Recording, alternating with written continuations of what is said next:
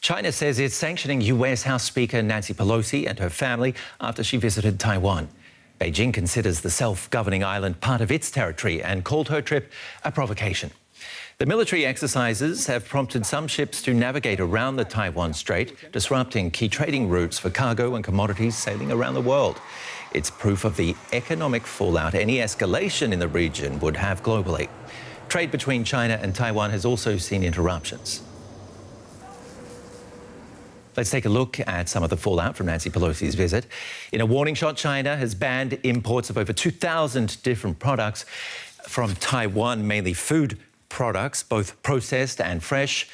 Beijing has stopped exporting sand to the island, a product necessary for Taiwan's construction industry.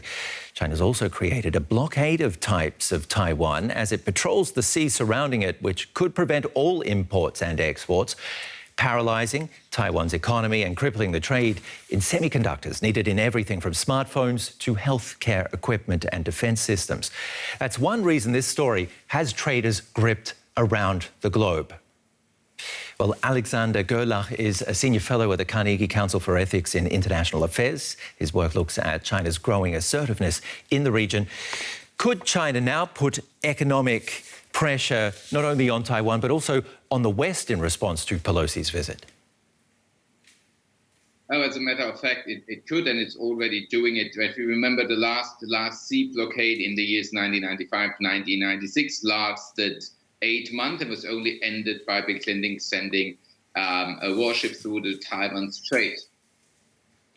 Would China, though, be shooting itself in the foot if it did something like that now, considering the global economy, considering the chip-making industry, and by severely punishing Taiwan, it could halt semiconductor exports?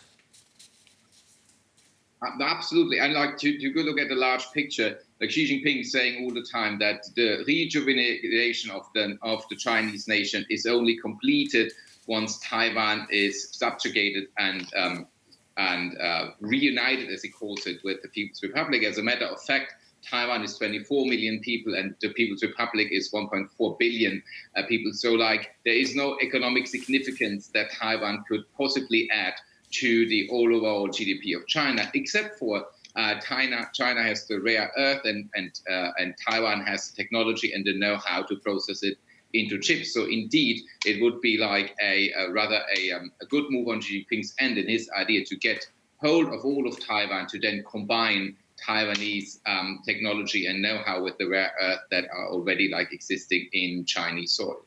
Well, the other great thing for China is that it would give Huawei, a fantastic supplier on its side, which it's already reliant on, TSMC, for example, the top manufacturer on the island. But that manufacturer also supplies over 90% of the world's high-class chips. No, indeed. And I think we'd be discussing the obvious, that this would have severe implications on the whole world. Hence, this is why Taiwan, again, is one of the most dangerous places on earth, because the provocation by the People's Republic of China do not only threaten a self-governing democratic country, but also like the global supply chains. And if you look at the big picture, again, Xi will not be stopping at Taiwan. He has 15 neighbors and 17 conflicts over territory. So his scope and end goal is to dominate the whole Western Pacific and get hold over everything that's happening in global trade there, and having control over the chip industry would just be according to his gusto. He would love that, because then the whole world would have to bow and growl towards China regarding chip technology.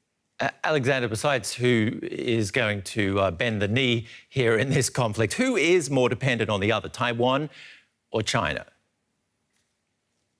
On whom? On one another? Yeah. I mean, Taiwan is very small. It's a little country, and it has, however, like strong allies in Australia, Japan, and the United States. And also to remind that Germany is trade partner number 5, and as being a democracy that also has taken on like the form of the German constitution. So that Japan, we also like brothers and sisters in the democratic spirit, which both our nations rest on the notion of human rights and the rule of law. And that's something that's quite different from China, obviously. But it would be the best for the world per se, if Taiwan and China would get along just as friends. But at this point and moment in time, this is not the case. So of course, Taiwan is given its location, of course, depending on a good relationship to China more than the other way around. However, if you want to be like the biggest economic power in the world and having like a seat at the table of the international community, China has to think twice or three times if you want to bully like a small little neighbor next to you, and by the way, all your neighbors, and then like still thinking you can assert this role and get this role in the international arena. Alexander, besides the bullying that's going on here, what about natural causes? To take us back into history for a moment, back in 1999, there was an earthquake that crippled the local industry, the tech industry, and had huge ramifications around the world as far as memory chips go, and prices went through the roof.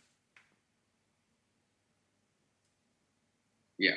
I mean, I'm not aware of this crisis, but this is obviously what could be happening very soon. Like as you said earlier, the Chinese to bring you up to Navy date, Taiwan is prone to earthquakes. What I'm saying is, you know, apart from all of this military posturing, what if an earthquake suddenly hits again?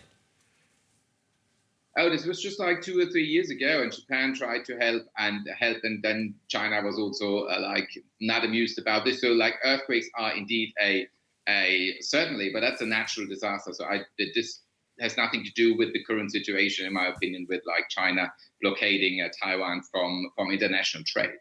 No, of course it has nothing to do with the situation, but I mean, it's another factor that, sure, that we all have to take into consideration and hope that it doesn't happen, hope that this escalation at the moment doesn't turn into some sort of invasion.